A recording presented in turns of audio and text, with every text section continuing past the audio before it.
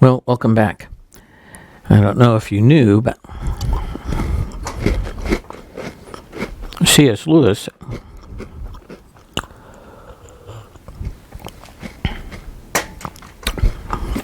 was a war veteran. He had fought in World War I out on the Western Front and had been injured in battle and sent home.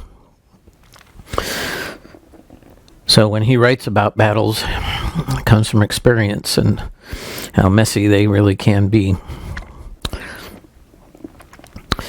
Chapter 14, How Bree Became a Wiser Horse. Now we must return to Aravis and the horses. The hermit, watching his pool, was able to tell them that Shasta had not been killed, or even seriously wounded, for he saw him get up and saw how affectionately he was greeted by King Loon. But as he could only see and not hear, he did not know what anyone was saying. And once the fighting had stopped and the talking had begun, it was not worthwhile looking in the pool any longer. Next morning, when the hermit was indoors, the three of them discussed what they should do next. "I've had enough of this," said Wynne. "The hermit has been very good to us, and I am very much obliged to him, I'm sure. But I'm getting as fat as a pet pony, eating all day and getting no exercise. Let's go on to Narnia." "Oh, not today, ma'am," said Bree. "I wouldn't hurry things. Some other day, don't you think?" "We must see Shasta first and say goodbye to him and apologize," said Aravis. "Exactly," said Bree with great enthusiasm. "Just what I was going to say." "Oh, of course," said Wynne. "I expect he's in Anvard. Naturally, we'll look in on him and say goodbye. But that's on our way. And why shouldn't we start at once, after all? I thought it was Narnia we all wanted to get to." "I suppose so," said Aravis. She was beginning to wonder what exactly she would do when she got there, and was feeling a little lonely. Of course," said Bree hastily. "But there's no need to rush things, if you know what I mean." "No, I don't know what you mean," said Wynne. "Why don't you want to go?" Muttered Bree. "Well, don't you see, ma'am, it's an important occasion, returning to one's country, entering society, the best society.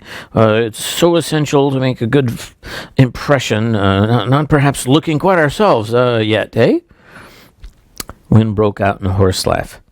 "It's your tail, Bree. I see it all now. You want to wait until your tail is grown out again. And we don't even know if tails are worn long in Narnia. Really, Bree, you're as vain as a Tarkina in Tashban." "You are silly, Bree," said Aravis. "By the lion's mane, Tarkina, I am nothing of the sort," said Bree indignantly. "I have a proper respect for myself and for my fellow horses, that's all." "Bree," said Aravis, who was not very interested in the cut of his tail, "I've been wanting to ask you something for a long time. Why do you keep on swearing by the lion and by the lion's mane? I thought you hated lions." "So I do," answered Bree. "When I speak of the lion, of course, I mean Aslan, the great deliverer of Narnia, who drove away the witch and the winter. All Narnians swear by him." "But is he not a lion?" No, of course not," said Bree in a rather shocked voice. "All the stories about him in Tashban say he is," replied Aravis. "And if he isn't a lion, why do you call him a lion?" "Well, you'd hardly understand that at your age," said Bree, "and I was only a little foal when I left, so I don't quite fully understand it myself." Bree was standing with his back to the green wall when he said this, and the other two were facing him. He was talking in a rather superior tone, with his eyes half shut. That was why he didn't see the changed expressions on the faces of Wynne and Aravis. They had good reasons to have open mouths and staring eyes, because while Bree spoke, they saw an enormous lion leap from outside and balance itself on the top of the green wall. Only it was brighter yellow, and it was bigger and more beautiful and more alarming than any lion they had ever seen. And at once it jumped down inside the wall and began approaching Bree from behind. It made no noise at all, and Wynne and Aravis couldn't make any noise themselves, no more than if they were frozen. No doubt, continued Bree. When they speak of him as a lion, they mean only that he is as strong as a lion to our enemies, of course, as fierce as a lion, or something of that kind. Even a little girl like you, Aravis, must see that it would be quite absurd to suppose he is a real lion. Indeed, it would be disrespectful. If he was a lion, he would have to be a beast just like the rest of us. Why, and here Bree began to laugh, if he's a lion, he'd have to have 4 paws and a tail and whiskers and... help! For just as he said the word whiskers, one of Aslan's had actually tickled his ear. Bree shot away like an arrow to the other side of the enclosure and there turned. The wall was too high for him to jump, and he could fly no further. Aravis and Wynne both stared back. It was about a second of intense silence. Then Wynne, though shaking all over, gave a strange little neigh and trotted across to the lion. Please, she said, you're so beautiful. You may eat me if you like. I'd sooner be eaten by you than fed by anyone else. Dearest daughter, said Aslan, planting a lion's kiss on her twitching velvet nose, I knew you would not be long in coming to me. Joy will be yours. Then he lifted his head and spoke a little louder. Now, Bree, he said, you poor, proud, frightened horse. Draw near. Nearer still, my son. Do not dare not to dare. Touch me, smell me. Here are my paws. Here is my tail. These are my whiskers. I am a true beast. Aslan, said Bree in a shaken voice, I'm afraid I must be rather a fool. Happy the horse that knows that, while he is still young, or the human either. Draw near, Aravis, my daughter. See, my paws are velveted. You will not be torn this time. This time, sir, said Aravis. It was I who wounded you, said Aslan. I'm the only lion you met on all your journeys. Do you know why I tore you? No, sir. The scratches on your back, tear for tear, throb for throb, blood for blood, were equal to the stripes laid on the back of your stepmother's slave because of the drug sleep you cast on her. You needed to know what it felt like. Yes, sir. Please. Ask on, my dear, said Aslan. Will any more harm come to her by what I did? Child, said the lion, I am telling you your story, not hers. No one has told any story but their own. Then he shook his head and spoke in a lighter voice. Be merry, little ones, he said. We shall meet again soon. But before that you will have another visitor. Then in one bound he reached the top of the wall and vanished from their sight. Strange to say, they felt no inclination to talk to one another about him after he had gone. They all moved slowly away to different parts of the quiet grass, and there paced to and fro, each alone, thinking. About a half hour later, the 2 horses were summoned back to the house to eat something nice that the hermit had gotten ready for them. And Aravis, still walking and thinking, was startled by the harsh sound of a trumpet outside the gate. Who's there? Asked Aravis. His Royal Highness King Cor of Archenland, said a voice from outside. Aravis undid the door and opened it, drawing back a little to let the strangers in. Two soldiers with halberds came first and took their stand on each side of the entry. Then followed a herald and the trumpeter. His Royal Highness Prince Cor of Archenland desires an audience of the Lady Aravis, said the herald. Then he and the trumpeter drew aside and bowed, and the soldiers saluted, and the prince himself came in. All his attendants withdrew and closed the gate behind them. The prince bowed, and a very clumsy bow for a prince it was. Aravis curtsied in the Calorman style, which is not at all like ours, and did it very well because, of course, she had been taught how. Then she looked up and saw what sort of person this prince was. He was a mere boy. He was bareheaded, and his fair hair was encircled with a very thin band of gold, hardly thicker than a wire. His upper tunic was of white cambric, as fine as any handkerchief, so that the bright red tunic beneath it showed through. His left hand, which rested on his enameled sword hilt, was bandaged. Erebus looked twice at his face before she gasped and said, "Why, it's Shasta!" Shasta all at once turned very red and began speaking very quickly. "Look here, Erebus," he said. I do hope you won't mind. I won't think that I got up like this in the trumpeter and all to try to impress you or make out that I'm different or any rot of that sort, because I'd far rather come in my old clothes, but they are burnt now. And my father said—" "Your father?" said Erebus. "Apparently King Lune is my father," said Shasta. "I might really have guessed it, Corin being so like me. We were twins, you see. Oh, and my name isn't Shasta. It's Cor." "Cor is a nicer name than Shasta," said Erebus. "Brothers' names run like that in Archenland," said Shasta, or Prince Cor, as we must now call him, "like Dare and Darren and Cole and Colin, and so on." "Shasta. I mean Cor," said Erebus. "No, shut up. There's something I've got to say at once. I'm sorry I've been such a pig. But I did change before I knew you were a prince. Honestly, I did. When you went back and faced the lion. It wasn't really going to kill you at all, that lion," said Cor. "I know," said Erebus, nodding. Both were still and solemn for a moment, as each saw that the other knew about Aslan. Suddenly, Erebus remembered Cor's bandaged hand. "I say," she cried, "I forgot. You've been in a battle. Is that a wound?" "A mere scratch," said Cor, using for the first time a rather lordly tone. But a moment later he burst out laughing and said, "If you want to know the truth, it isn't a proper wound at all. I only took the skin off my knuckles, as any clumsy fool might do without going near a battle." "Still, you were in the battle," said Erebus. "It must have been wonderful." "It wasn't at all what I thought," said Cor.